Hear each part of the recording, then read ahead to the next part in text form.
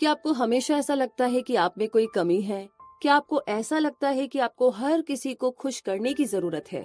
क्या आप अपनी असली भावनाओं को इस डर से छुपाते रहते हैं कि आपको कमजोर और डरपोक का लेबल दे दिया जाएगा? अगर हाँ, तो ये समरी आपके लिए है। हमारी फीलिंग से हमें इंसान बनाती है। ये हमारी लाइफ का एक बहुत ही अहम हिस्सा है। ये समरी आपको शर्म, खुद के महत्व यानी कि सेल्फ वर्थ और फीलिंग्स को बेहतर तरीके से समझने में मदद करेगी। ये आपको साहस करने और हिम्मत ना हारने के बारे में सिखाएगी। आप अपने डर और वल्नरेबिलिटी यानी कि असुरक्षा की भावना का सामना करना सीखेंगे। इस समरी का मतलब यही है कि अपनी वल्नरेबिलिटी को अपनाना, एक्सेप्ट करना। ये अपनी गलतियों, अपने दुख और डर को अपनाने के बारे में है। जैसा कि कहा जाता है कि इंसान सिर्फ उस वक्त सबसे ज्यादा निडर होता है जब वो सच में सबसे ज्यादा डरा हुआ होता है। तो जानेंगे यही सब कुछ हम आज की समरी में। ये ऑडियो बुक समरी गीगल ग्रेट आइडियाज ग्रेट लाइफ के द्वारा बनाई गई है। यहाँ पर आप समरीज को पढ़ सकते हैं, सुन सकते हैं और शेयर भी कर सकते हैं। मैं हूँ गिगलर रूबी पारिक आपके साथ। तो आइए शुरू करते हैं। समरी ऑफ डेयरिंग ग्रेटली, जिसे लिखा है ब्रेने ब्राउन ने। तो इस जर्नी में सबसे पहले बात करते हैं scarcity looking inside the culture of never enough, यानी कि मैं कभी इतने अच्छे से काम नहीं कर पाता, मुझ में ही कमी है। मैं कभी इतनी पतली तो हो ही नहीं सकती। मैं कभी ना इतना स्मार्ट नहीं हो सकता। मैं कभी इतनी सक्सेसफुल नहीं हो पाऊंगी। मैं कभी ना इंग्लिश बोल ही नहीं पाऊंगी। I am not enough. आपने कितनी बार लोगों को ये कहते हुए सुना है? ये आपका जीवन साथी, आपके पेरेंट्स, आपके रिश्तेदार, दोस्त या साथ में काम करने वालों में से कोई भी हो सकता है, या फिर आप खुद भी हो सकते हैं। तो बात ये है कि कमी या काफी नहीं की भावना तो जैसे हमारा कल्चर ही बन गया है।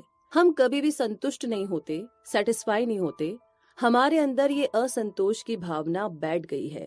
हम अपने दिन का ज्यादातर टाइम इस चिंता और शिकायत में बर्बाद कर देते हैं कि हमारे पास क्या क्या नहीं है। सुबह उठते ही हम कहने लगते हैं कि मुझे पूरी नींद नहीं मिली या मेरे पास काफी टाइम नहीं है। अभी तक तो हमने दिन की शुरुआत भी नहीं की और पहले से ही हम कमियां गिनने लगे। यहाँ तक कि सोने से पहले भी हम लोग सोचते रहते हैं कि आज मैं ज्यादा काम नहीं कर पाया, आज मैं ज्यादा एक्सरसाइज नहीं कर पाया। तो ये जैसे हमारी आदत और संस्कार बन जाती है। ये सोच हमें लालची बना देती है और हम दूसरों से जलने लगते हैं, जेलस फील करते हैं। बिना सोचे समझे हम लोगों के प्रति अपनी राय बना लेते हैं और उनकी बुराई करना शुरू कर देते हैं। ये बिल्कुल खुद को हराने या खुद का विनाश करने जैसा ही है। हम अपने लाइफस्टाइल, हमारी फैमिली, हमारी शादी और हमारी सक्सेस को उन लोगों से कंपेयर करने से रोक ही नहीं पाते जिनके बारे में ये सोचते हैं कि वो हमसे ज्यादा बेहतर जीवन जी रहे हैं या हमसे ज्यादा खुश है। पर सच्चाई तो ये है कि परफेक्शन जैसी कोई चीज होती नहीं है। सच तो ये है कि हर चीज अधूरी है, कुछ भी पूरा नहीं है। हम इस भ्रम और गलत फहमी में जीते रहते हैं कि ये आदमी या ये सेलिब्रिटी एक परफेक्ट और कंप्लीट लाइफ जी रहा है। हम ऐसी चीजों को पाना चाहते हैं जो कि रियल लाइफ में पॉसिबल है ही नहीं। तो सवाल ये है कि इन सब की जड़ क्या है? ये कमी या असंतोष की सोच कहाँ से आई? इसके 3 कारण हो सकते हैं। वो है शर्म, दूसरों से कंपैरिजन और असंतोष। यानी कि ये पता करने के लिए कि आपके घर में, स्कूल में, ऑफिस में या कम्युनिटी में शर्म की भावना है या नहीं, इन सवालों के जवाब दीजिए। क्या लोगों से बात मनवाने के लिए अपमान का डर दिखाया जाता है? क्या सक्सेस के बेस पर खुद की योग्यता और गुणों को आंका जाता है? क्या हमेशा दूसरों पर आरोप लगाना, इंसल्ट करना और उनके साथ बुरा बर्ताव किया जाता है? ये जानने के लिए आपके घर में, स्कूल में, ऑफिस में या कम्युनिटी में कंपैरिजन किया जाता है या नहीं, इन सवालों का जवाब दीजिए। क्या हर काम के लिए रैंक दिया जाता है या हमेशा कंपटीशन का माहौल रहता है? क्या क्रिएटिविटी को बढ़ावा देने की बजाय रोकने की कोशिश की जाती है? क्या अपने यूनिक गिफ्ट्स का इस्तेमाल करके कुछ करने की बजाय जो स्टैंडर्ड बनाया गया है, सालों से चल रहा है, उसे अचीव करने के लिए दबाव डाला जाता है? क्या सिर्फ एक स्किल को सबकी टैलेंट मापने के लिए इस्तेमाल किया जाता है? क्या आपके स्कूल में, घर में, ऑफिस में या कम्युनिटी में डिसकनेक्शन यानी लोग जुड़ने की जगह दूर होते जा रहे हैं? तो इन सवालों का जवाब दीजिए। क्या मेंबर्स नई चीजें ट्राई करने से या रिस्क लेने से डरते हैं? क्या अपने आइडिया और एक्सपीरियंस को शेयर करने से ज्यादा अच्छा चुप रहना समझते हैं? क्या आपको ऐसा लगता है कि आप पर कोई ध्यान नहीं दे रहा या आपकी बातों पर गौर नहीं कर रहा? क्या मेंबर्स को अपनी बात आगे रखने के लिए स्ट्रगल करना पड़ता है? तो इस शर्म, कंपैरिजन और डिसकनेक्शन के कल्चर को खत्म करने के लिए हमें हर दिन इस अवेयरनेस को फैलाने और इसकी जिम्मेदारी लेने की जरूरत है। सच तो ये है कि जितनी बार हम इस कमी की भावना से लड़ते हैं, हम सच में उतनी बार हिम्मत करते हैं। अब इस कमी का ऑपोजिट भरपूर नहीं होता है, इस नेवर इनफ का ऑपोजिट होता है इनफ। इसीलिए इस कमी की भावना का ऑपोजिट है दिल भर के, जिसका मतलब है कि खुद की इंपॉर्टेंस को समझना और वल्नरेबल होना। वल्नरेबल का मतलब होता है अपने फेलियर और वीकनेस को खुलकर के एक्सेप्ट करने की हिम्मत या इच्छा। किसी अनसर्टेनिटी, इमोशनल रिस्क या जोखिम को फेस करने के बाद भी जो इंसान ये कहता है कि मैं काफी हूँ या आई एम इनफ, उसने पूरे दिल से अपनी वल्नरेबिलिटी का सामना करके उसे अपनाया है, वो कंप्लीट है, काफी। इसी के साथ अब आगे बढ़ते हैं और समझते हैं डीबंकिंग द वल्नरेबिलिटी मिथ्स, यानी कि आखिर वल्नरेबिलिटी का मतलब क्या है। इसका मतलब है अनसर्टेनिटी यानी कि अनिश्चितता, इमोशनल रिस्क और एक्सपोजर का सामना करना। वल्नरेबिलिटी से जुड़ा हुआ नंबर 1 और सबसे खतरनाक झूठ ये है कि इसका मतलब कमजोर होना होता है। हम अपनी पूरी जिंदगी अपने इमोशंस को छुपा करके या फिर अपनी फीलिंग्स को अनदेखा करके जीते हैं। हम नहीं चाहते कि दूसरों को कभी भी पता चले कि हम में असुरक्षा की भावना है, कि हम कितने वल्नरेबल हैं।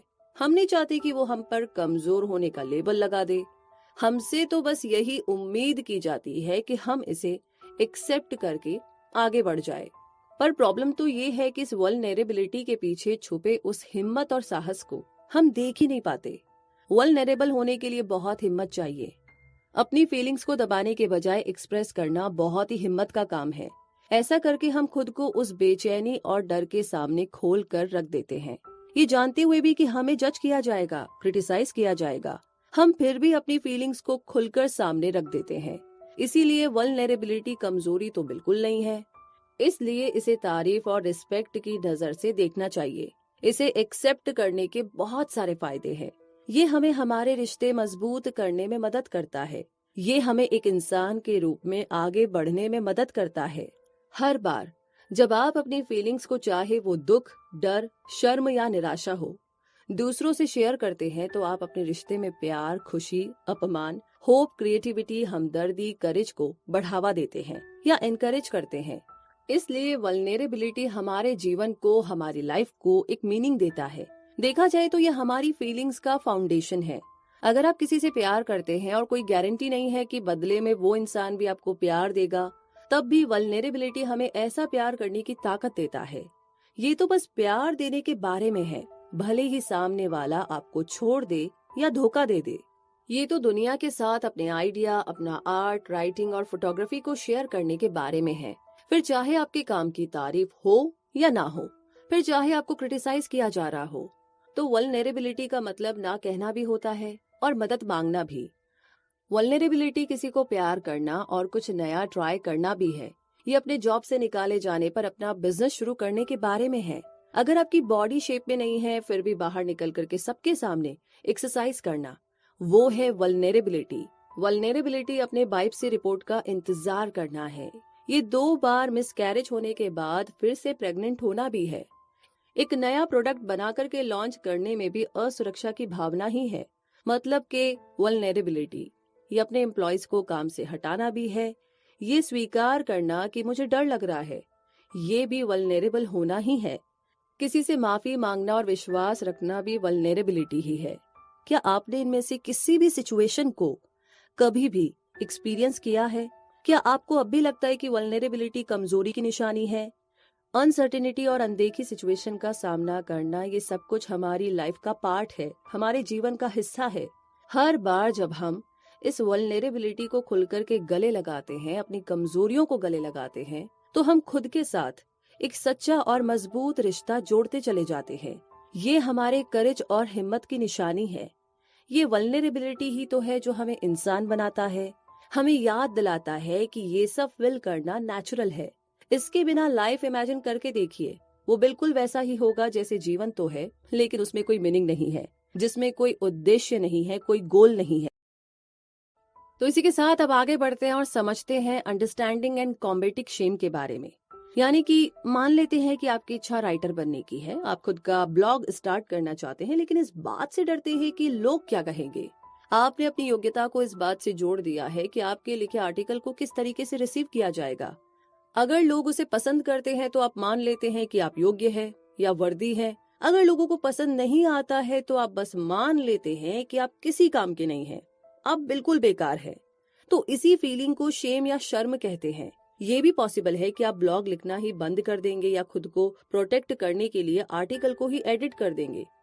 ऐसा भी हो सकता है कि आपने उस आर्टिकल को लिखने के लिए अपना दिल ही निकाल करके रख दिया हो, लेकिन जब फीडबैक नेगेटिव आता है तो वो आपको अंदर से तोड़ कर रख देता है। ऐसा होने के बाद में आप ब्लॉग लिखना ही छोड़ देते हैं और खुद को दोष देने लगते हैं कि आपने कोशिश भी क्यों की। ये शर्म आपको फील कराती है कि आप तो इस लायक है ही नहीं, और ये आपकी बहुत बड़ी बेवकूफी है कि आपने कोशिश करने के बारे में भी सोचा। शर्म एक शैतान जैसा होता है जो आपके दिमाग में उत्पात मचाता रहता है। ये ऐसी आवाजें हैं जो आपको बताती रहती है कि आप में लिखने का कोई हुनर है ही नहीं, आपका आर्टिकल इतना बुरा है कि वो पढ़ने लायक भी नहीं है। ये शर्म की भावना जब आप बच्चे थे तब से आपके अंदर बैठी हुई है, पर जैसे जैसे आप बड़े होने लगते हैं आप खुद भी इसे अपने जीवन के एक हिस्से के रूप में स्वीकार कर लेते हैं।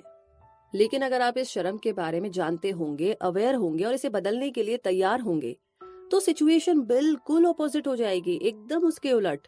हाँ, आप अभी भी चाहते हैं कि आपके प्रोजेक्ट को लोग पसंद करें और उसकी तारीफ करें, लेकिन अब किसी के कुछ कह देने से आपकी खुद की सेल्फ वर्थ की फीलिंग पर कोई असर नहीं पड़ेगा।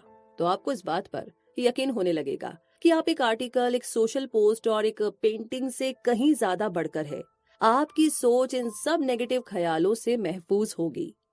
हाँ, ये सच है कि आपने जो लिखा अगर आपके दोस्त, साथ में काम करने वाले या आपके फॉलोअर्स को पसंद नहीं आता तो इससे थोड़ी मायूसी तो होगी, नेचुरल है। लेकिन आपको ये पता होना चाहिए कि बुराई आपके काम की हुई है, ना कि आपकी।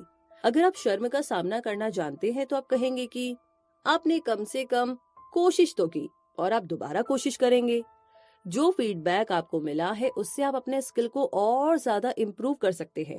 आप उसमें और ज्यादा क्रिएटिविटी और एफर्ट भी लगाएंगे और आप फाइनली सक्सेसफुल हो जाएंगे। और हाँ, आप अकेले नहीं हैं, इस शर्म को हर इंसान ने एक्सपीरियंस किया है कभी ना कभी।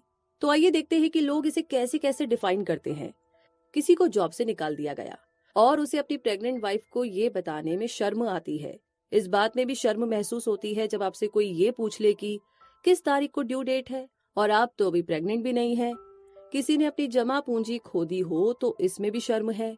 जब आपका बॉस पूरे ऑफिस के सामने आपको स्टूपिड कहे तो उसमें भी शर्म है। अगर आपकी वाइफ किसी और के लिए आपको छोड़ दे, ये भी शर्म की बात हो जाती है। अगर किसी को बच्चा नहीं होता है तो उसे भी शर्म महसूस होती है। जब आपका सब्र खत्म हो जाता है और आप बच्चों पर गुस्सा निकाल देते हैं, उसमें भी शर्म है। शर्म उसमें भी है जब आप अपने पेरेंट्स को झगड़ते हुए देखते हैं और ये सोचते हैं कि इस डर को सिर्फ आपने ही महसूस किया है। स्कूल में 2 बार फेल होने पर भी शर्म की भावना फील होती है। इस बात में भी शर्म है जब आप अपने फाइनेंस को बताते हैं कि आपके डैड अब्रॉड में है, जबकि हकीकत में वो जेल में बंद है। शर्म इसमें भी है जब आप शराब या ड्रग्स के नशे में होने के बावजूद ड्राइविंग करते हैं। तो यहाँ पर एक दिलचस्प बात के बारे में हम जानते हैं, हमारा ब्रेन फिजिकल और इमोशनल पेन के फर्क को नहीं समझ सकता। और सच तो ये है कि ये शर्म की भावना असली दर्द है जो बहुत तकलीफ देती है। तो अभी से अपने बच्चों को और खुद को इसके बंधन से आजाद कीजिए, फ्री कीजिए और इस शर्म का डट कर के मुकाबला कीजिए। और इसके लिए हमें बढ़ना होगा थोड़ा। अब आगे हम समझेंगे द वल्नरेबिलिटी आर्मर। मतलब ये कि पर्सोना या छवि की अगर हम बात करें तो हम उस मास्क की बात कर रहे हैं जो हम अपनी वल्नरेबिलिटी को छुपाने के लिए यूज करते हैं। हम ऐसा इंसान होने का दिखावा करते हैं जिसे डर, शर्म, दुख, निराशा महसूस ही नहीं होती, जबकि सच्चाई तो ये है कि इन सारे इमोशंस के कारण हम अंदर ही अंदर घुटते ही जा रहे हैं। 11, 12, 13 की उम्र में हम जैसे वल्नरेबिलिटी के लिए कोई हथियार या कवच पहनकर चलते हैं। किसी भी मिडिल स्कूल में जाकर के देखिए, आपको कोई ना कोई बुली या धौंस जमाने वाला लड़का मिल ही जाएगा जो बस सबको खुद के होने का एहसास कराना चाहता है। एक ऐसी लड़की भी मिलेगी जो स्कूल में धाक जमाकर क्वीन के जैसे रहती है, लेकिन घर में उसके पेरेंट्स का डिवोर्स हो रहा होगा। टीन्स की उम्र में या टीन्स में पहुंचने से पहले ये मास्क पूरा फिट नहीं बैठता। हम इससे बचे रहते हैं गौर से देखने पर उस टीन की शर्म, डर और सेल्फ डाउट की फीलिंग्स जो वो छुपाने की कोशिश करता है, वो सामने आ ही जाती है। लेकिन बड़ों के चेहरे पर ये मास्क इतना टाइट हो जाता है कि आप इस फीलिंग को पकड़ नहीं सकते। ये हमारी स्किन पर इस तरीके से बैठ जाता है जैसे स्किन का ही हिस्सा हो, और फिर इसे अलग करना भी इम्पॉसिबल हो जाता है। हमारे लिए ये वल्नरेबिलिटी कवच हमारा एक डिफेंस मैकेनिज्म है। ये जानना और समझना बहुत ही जरूरी है कि ये मास्क हमने कब और कैसे पहनना सीखा, क्यों हम अपनी वल्नरेबिलिटी को छुपाने लगे, हम कब इस कवच को छोड़ सकते हैं। जब ये बात आपको समझ में आ जाएगी कि अब आप काफी है, दैट यू आर इनफ, तब आप ये दिखावा करना बंद कर सकते हैं। आपको शर्म महसूस करने की बिल्कुल जरूरत नहीं है, क्योंकि आप सच में योग्य है। आपको दूसरों से कंपैरिजन करने की कोई जरूरत नहीं है, क्योंकि आप खुद में बहुत अद्भुत हैं। इसीलिए रिस्क उठा करके खुद की काबिलियत को सामने लाइए, क्योंकि आप सच में बहुत स्पेशल हैं। तो आइए अब आगे हम जानते हैं उन 3 मास्क के बारे में जो लोग अक्सर पहनते हैं। वो कौन से 3 कवच हैं जिन्हें हम खुद को बचाने के लिए इस्तेमाल करते हैं। पहला है खुशी महसूस करने से खुद को रोकना, दूसरा है परफेक्शन की चाहत, और तीसरा है खुद को किसी भी फीलिंग को महसूस करने से रोकना, मतलब खुद को सुन्न कर लेना। अब ये जानकर के आपको बहुत आश्चर्य होगा कि आप सबसे ज्यादा तब वल्नरेबल महसूस करते हैं जब आप खुश होते हैं। लोगों को इस बात का डर होता है कि उनकी खुशी का कारण कहीं छिन न जाए, इसीलिए वो खुशी का आनंद लेने से डरते हैं या कुछ बुरा होने की कल्पना करने लग जाते हैं। वो खुशी इतना सुख देती है कि उस पर हमें विश्वास ही नहीं होता कि ऐसा होना पॉसिबल भी है, या ये हमें आगे भी मिलेगा या नहीं, और हम कुछ गलत होने की इमेजिनेशन करने लगते हैं। खुशी का मतलब है किसी से प्यार होना, किसी के साथ जीवन भर के लिए जुड़ना, जैसे किसी के साथ एंगेजमेंट होना या हमारे जीवन में बच्चे का आना। एक अच्छी जॉब का मिलना भी खुशी ही है, प्रमोशन मिलना भी खुशी है, अपने बच्चों को चैन की नींद सोते हुए देखना भी खुशी है, अपने पेरेंट्स के साथ क्वालिटी टाइम बिताना भी खुशी है। एक दिन डॉक्टर ब्राउन अपने पति और 2 बच्चों के साथ छुट्टियां मनाने सेंट अंटोनियो जा रही थी। उनका बेटा जो नर्सरी में था, वो स्कूल में सुने एक जोक को उन्हें सुना रहा था। सब लोग हंसते हंसते लोट-पोट हो रहे थे। डॉक्टर ब्राउन का मन खुशी से भर गया। फिर अचानक से वल्नरेबिलिटी अपना असर दिखाने लगा। उन्हें कुछ दिन पहले देखे हुए न्यूज की याद आ जाती है, जिसमें एक परिवार का भयानक कार एक्सीडेंट हुआ था। उनकी टक्कर एक 10 व्हीलर ट्रक से हुई थी, जिसकी वजह से कोई नहीं बच पाया था। डॉक्टर ब्राउन घबरा जाती है और वो अपने पति को गाड़ी धीरे चलाने के लिए कहती है। तो उनके पति कहते हैं, हनी, हम तो कब से रुके हुए हैं, हम पहुंच गए हैं। तो इसी स्टोरी के साथ अब आगे बढ़ते हैं और बात करते हैं mind the gap, closing the disengagement divide. यानी कि जो सलाह आप दूसरों को देते हैं उसे खुद भी फॉलो कीजिए। ऐसा करने से आप दूसरों से जुड़ते हैं। इससे दरार या दूरियों को खत्म किया जा सकता है। कुछ ऐसे वैल्यू होते हैं जिन्हें पाने का हमारा अरमान होता है, और इसे एस्पिरेशनल वैल्यूज कहते हैं।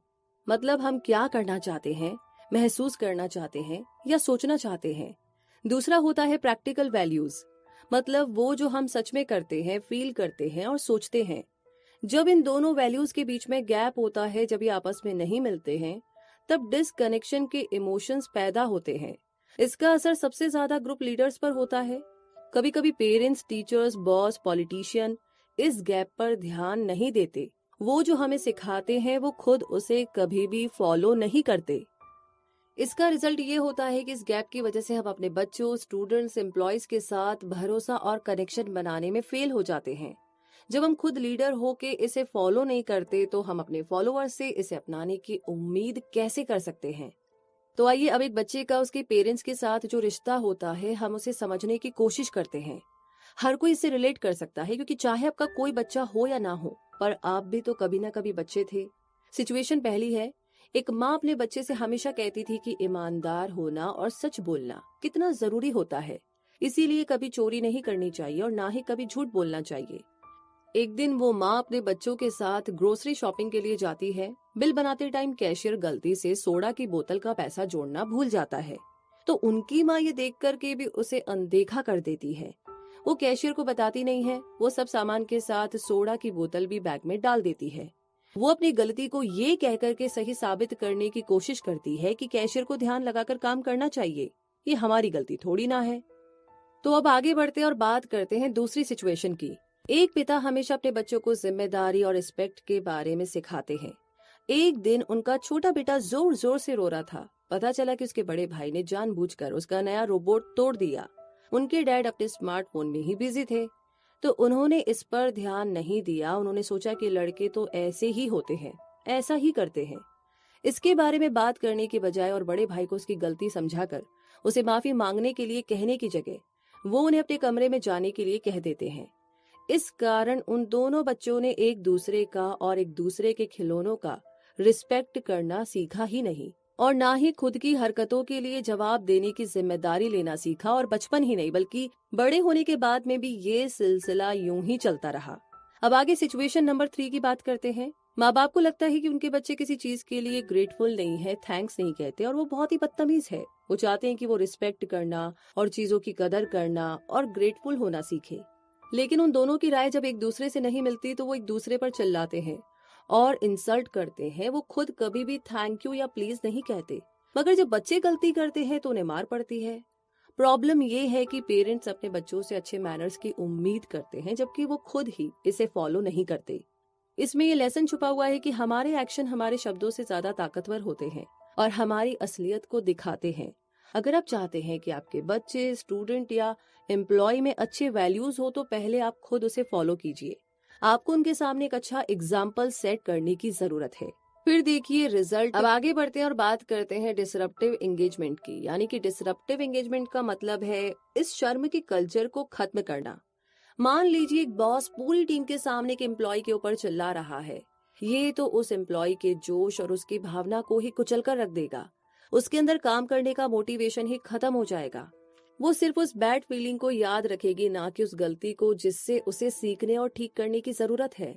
एग्जाम्पल के लिए, एक मैनेजर है जो एक मीटिंग में एक मेंबर के आइडिया का मजाक उड़ाता है। वो एम्प्लॉय खुद को छोटा समझने लगेगा। वो यही सीखेगा कि किसी आइडिया को शेयर करने से ज्यादा अच्छा होता है चुप रहना। और फिर लास्ट में पूरी टीम इसका नुकसान झेलती है, क्योंकि मैनेजर ने क्रिएटिविटी और इनोवेशन के लिए एक सेफ माहौल तो बनाया ही नहीं, जहां पर हर मेंबर खुलकर के आइडिया दे सके। इसी के साथ एक और एग्जांपल देखते हैं। एक मिडिल स्कूल में टीचर की बात का जवाब देने के लिए एक स्टूडेंट ने हाथ ऊपर किया। उसने बड़ा कमाल का आइडिया दिया, लेकिन टीचर क्लास के सामने खुद को गलत नहीं दिखाना चाहती थी, इसीलिए उसने उस स्टूडेंट के आइडिया का मजाक उड़ाया और उसका अपमान किया, उसकी इंसल्ट की। अब वो स्टूडेंट यही सीखेगी कि हाथ उठा करके जवाब देने के बजाय चुप बैठना ही ठीक होता है। टीचर जो कहना चाहती है बस उसे कहने दो। ऐसा करने से टीचर्स अपने ब्रिलियंट स्टूडेंट्स को खो देंगे। उनकी क्लास में कोई भी ग्रेट थिंकर नहीं बन पाएगा। डिसरप्टिव एंगेजमेंट का मकसद है लर्निंग, इनोवेशन और क्रिएटिविटी को वापस लाना। ये स्टूडेंट्स और एम्प्लॉयज के अंदर सेल्फ वर्थ की भावना को वापस जगाने के बारे में है। ये उनको याद दिलाने के बारे में है कि वो हुक्म मानने वाले रोबोट नहीं है, वो जीते जागते इंसान है। इसका उपाय ये है कि टीचर्स और लीडर्स को हिम्मत करके खुद अपनी वल्नरेबिलिटी को अपनाना होगा, एक्सेप्ट करना होगा। उन्हें ये समझना होगा कि वो हमेशा सही नहीं हो सकते। किसी स्टूडेंट या मेंबर के पास उनसे बेहतर आइडियाज हो सकते हैं, कि उन्हें भी मदद की जरूरत पड़ सकती है और उनके पास सब सवालों के जवाब नहीं हो सकते। इसे बहुत अच्छे से समझना पड़ेगा। अपनी कमजोरियों को दिखाकर और अपनी गलतियों को अपना करके आप एक लीडर के रूप में अपने स्टूडेंट्स और मेंबर के साथ एक गहरा और मजबूत कनेक्शन बना सकते हैं। वो आपके साथ काम करने में ज्यादा कंफर्टेबल महसूस करेंगे और आपके साथ कोऑपरेट करेंगे, क्योंकि आपके बिहेवियर से उन्हें एहसास हो जाएगा कि आप भी उनकी तरह एक नॉर्मल इंसान है। और इसे करने के लिए हिम्मत की जरूरत होती है। अपनी कमजोरी को छुपाने की जगह उसे दिखाना और अपनी गलती को एक्सेप्ट करना बहुत ही साहस का काम है, बड़ा काम है। लेकिन इसका आपके स्कूल या ऑफिस में बहुत अद्भुत असर होगा, बहुत बड़ा इम्पैक्ट होगा। इस शर्म के कल्चर को हटाने से बहुत बड़ा चेंज और फर्क आएगा। हर मेंबर अपने आइडिया और क्रिएटिविटी को शेयर करने में कॉन्फिडेंट महसूस करेगा। हर मेंबर अपना बेस्ट परफॉर्म करेगा। इसका रिजल्ट ये होगा कि पूरी टीम, बिजनेस और कस्टमर को इसका फायदा होगा। ये हर एक के लिए एक विन विन सिचुएशन होगी, मतलब हर किसी को इससे सिर्फ फायदा ही फायदा होगा, कोई भी नुकसान नहीं। सोचकर देखिए कि एक क्लास में 50 स्टूडेंट हैं जो खुलकर के अपने आइडिया और क्रिएटिविटी को सबके साथ शेयर कर रहे हैं।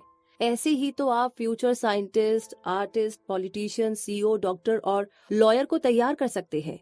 सोचिए आपके ऑफिस में 100 एम्प्लॉयज है तो उनकी थिंकिंग कैपेबिलिटी और इनोवेशन आपकी ऑर्गेनाइजेशन के लिए क्या क्या कर सकती है। ऐसे ही तो इतने सक्सेसफुल कंपनी जैसे कि बेल लैब्स, पिक्सर और एप्पल की शुरुआत।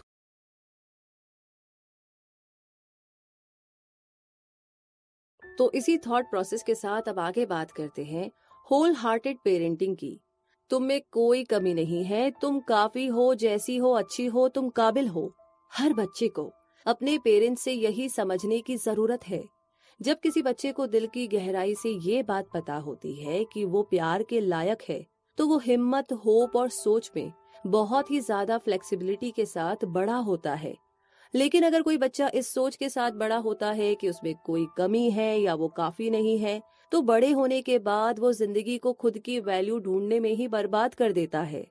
तो आप एक बच्चे को कैसे सिखाएंगे कि उसमें कोई कमी नहीं है? That is enough. ये शब्दों के बारे में नहीं, बल्कि एक्शन के द्वारा समझाने के बारे में है। एक बच्चा इस बात को बड़े गौर से देखता है कि उसके माता पिता, उसके पेरेंट्स दुनिया से कैसे जुड़ते हैं। इसलिए आपको खुद वैसा बनना होगा जैसा आप अपने बच्चे को बनाना चाहते हैं। अपने बच्चे के सामने एक अच्छा एग्जाम्पल सेट कीजिए, क्योंकि आपका बच्चा आपकी हर हरकत को बड़े ही ध्यान से देखता है। अगर आप चाहते हैं कि आपका बच्चा खुद को एक्सेप्ट करे, खुद से प्यार करे, तो सबसे पहले आपको खुद ये सब करना होगा। अगर आप अपने बच्चे को साहसी और हिम्मत वाला बनाना चाहते हैं, तो आपको खुद जिंदगी का सामना बिना किसी शर्म और डर के करना होगा। जैसे कि एलन 7 साल की है। एक दिन वो रोते रोते घर आई। पता चला कि उसे पहली बार उसके स्कूल में आलसी और स्लो मार्क दिया गया। उसे खुद पर बहुत शर्म आ रही थी, पर उसके पेरेंट्स ने उसे समझाया कि कभी कभी स्कूल पहुंचने में देर हो जाती है, कोई बात नहीं, इट्स ओके। उस संडे एलेन अपने पेरेंट्स के साथ चर्च जा रही थी। उसकी माँ को चिंता हो रही थी क्योंकि उन्हें निकलने में काफी देर हो चुकी थी। जब सब चर्च में बैठकर प्रे कर रहे थे, तो अंदर जाने के लिए दरवाजे से झांक कर देखने में कितनी शर्म आती है। पर एलेन ने अपनी माँ का हाथ अपने हाथों में लिया और कहा कि माँ, इसमें कोई बड़ी बात नहीं है, सबको कभी ना कभी देर हो जाती है ना? जब आपका बच्चा आपके कमरे में आता है तब आप क्या करते हैं, ये समझना बहुत जरूरी है। आपका चेहरा खुशी से खिल जाना चाहिए, चाहे उसके बाल बिखरे हो या उसने स्लीपर ना पहनी हो, फिर भी आपके चेहरे पर मुस्कान होनी चाहिए। ये एक और तरीका है अपने बच्चे को सिखाने का कि वो खुद में काफी और कंप्लीट है, दैट शी इज इनफ, कि उसे परफेक्ट होने की कोई जरूरत नहीं है। चाहे कुछ भी हो जाए, उसे आपका प्यार हमेशा मिलता रहेगा और इसके लिए आपको कुछ खास करने की जरूरत नहीं है। आपके चेहरे की मुस्कान उसे ये समझाने के लिए ही काफी है। अगर आप गुस्से में होंगे तो बच्चा थोड़ा डर जाएगा और वो यही सोचेगा, अब क्या हुआ, मैंने क्या गलत कर दिया। इससे वो ये सीखेगा कि बस आपको खुश करने के लिए उसे कुछ ना कुछ करने की जरूरत है, कि आपका प्यार पाने के लिए उसे कुछ करना होगा। लेकिन अगर आप स्माइल करते हैं तो उसे इस बात का एहसास होता है कि वो जैसा भी है, आप उसे देखकर खुश हैं। आप बाद में उसके बाल ठीक कर सकते हैं या उसे स्लीपर दे सकते हैं। आपका खिला हुआ चेहरा देखकर उसे विश्वास हो जाता है कि आपका प्यार पाने के लिए उसे कुछ करने की जरूरत नहीं है। बस ये फैक्ट है कि वो आपका बच्चा है, वो आपके प्यार के लायक है। हाँ, आप अपने बच्चे को हाइजीन की इम्पोर्टेंस के बारे में सिखाना चाहते हैं, आप उनकी केयर करते हैं, लेकिन कमियां और दोष निकालना कोई मदद नहीं करता। अगर आपके बच्चे से कोई गलती हो जाए तो आप क्या करते हैं? तुम बुरे हो और तुमने बुरा काम किया है। इन दोनों बातों में जमीन आसमान का फर्क होता है। शर्म और अपराध बोध यानी कि गिल्ट में बहुत बड़ा अंतर होता है। तुम बुरे हो या तुम झूठे हो, इस तरह की बातें आपके बच्चे के मन में शर्म की भावना को बैठा देती है। ये उसे इस गलती से सीखने और उसे सुधारने का मौका ही छीन लेती है। एक बार जब आप उस पर इस तरह के लेबल लगा देते हैं तो उसे लगने लगता है कि बदलने का क्या मतलब। इसके बजाय जब आप ये कहते हैं कि तुमने बुरा काम किया है या तुमने सच नहीं बोला है, इसका मतलब होता है कि आप उससे तो प्यार करते हैं, लेकिन उसकी ये बात आपको अच्छी नहीं लगी। आप उसके इस बर्ताव को नापसंद करते हैं, उसे नहीं। उसका बिहेवियर गलत है, वो नहीं। ऐसा करने से आपका बच्चा आपको निराश करने के लिए गिल्ट फील करने लगता है। उसे शर्म की बजाय अपनी गलती का पता चलता है। अगर आप उसे शांति से समझाएंगे तो वो इसे दोहराने की गलती नहीं करेगा। जैसे कि 5 साल की उम्र में भी आप अपने बच्चे को गिल्ट और शर्म में फर्क सिखा सकते हैं। ब्रिटनी अभी नर्सरी में है। एक दिन आर्ट क्लास की टीचर ने उसके बालों पर, बॉडी और चेहरे पर ग्लिटर लगा हुआ देखा तो उसने कहा, ब्रिटनी तुम बहुत गंदी हो। इस पर ब्रिटनी ने जवाब दिया कि टीचर, मैंने गंदगी फैलाई है लेकिन मैं गंदी नहीं हूँ। चार्ली अपनी माँ के साथ घर का सामान खरीद कर आ रहा था। उन्होंने कुत्ते को डस्टबिन में खाना ढूंढते हुए देखा और ऐसा करने से डस्टबिन का सारा कचरा बाहर गिरने लगा। चार्ली की माँ चिल्लाई, नहीं स्पॉट, मत करो, तुम बुरे कुत्ते हो। लेकिन चार्ली ने कहा कि स्पॉट बुरा कुत्ता नहीं है, वो एक अच्छा कुत्ता है जो अभी एक बुरा काम कर रहा है। हम स्पॉट को प्यार करते हैं पर उसके इस बिहेवियर को नहीं। किसी के व्यवहार या बर्ताव को बुरा कहिए, उस इंसान को नहीं। इससे वो आदमी बदल सकता है। यही होता है गिल्ट वर्सेस शेम। तो इन्हीं सारी बातों और बहुत सारी बातों में क्या डिफरेंस होता है, इन सबको समझने के बाद अब टाइम आ गया है इस समरी के कंक्लूजन का। तो आपने नेवर इनफ या काफी नहीं है कल्चर के बारे में सीखा। आपने शर्म और उससे पड़ने वाले बहुत सारे नेगेटिव असर के बारे में सीखा। आपने वैल्यूज और एक्चुअल बिहेवियर के बीच के गैप को कैसे मिटाना है ये भी समझा। आपने शर्म खत्म करके क्रिएटिव थिंकिंग को कैसे बढ़ावा देना है वो भी सीखा। इतना ही नहीं, आपने वल्नरेबिलिटी के बारे में गहराई से समझा। तो अब आपको समझ में आ गया होगा कि इसे छुपाना या इससे भागना कितना खतरनाक है। ये रिश्तों को और जीवन को बर्बाद कर देता है।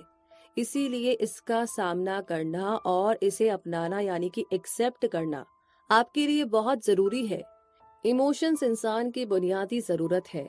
ये हमारे जीवन का एक अहम हिस्सा है और यही हमें इंसान भी बनाता है। इससे कोई फर्क नहीं पड़ता कि आप पेरेंट, टीचर, मैनेजर या सीईओ कोई भी हो। अपने डर, दुख और निराशा को जताना बिल्कुल भी गलत नहीं है और ये कमजोरी तो बिल्कुल भी नहीं है। अगर आप परफेक्ट नहीं है तो कोई बात नहीं, ये भी बिल्कुल ठीक है। आपको परफेक्ट बनने की कोई जरूरत नहीं है, क्योंकि यही आपको एक बेहतर इंसान और लीडर बनने में मदद करता है। तो इन्हीं सारी बातों के साथ, कॉन्सेप्ट के साथ ये समरी तो यहीं पर खत्म होती है। ये समरी आपको कैसी लगी, क्या राय है, कमेंट बॉक्स में लिख करके हमारे साथ शेयर कीजिए। साथ ही साथ कोई समरी आप सुनना चाहते हैं, जानना चाहते हैं तो उसका नाम भी लिख भेजिए। और आपका कोई आइडिया है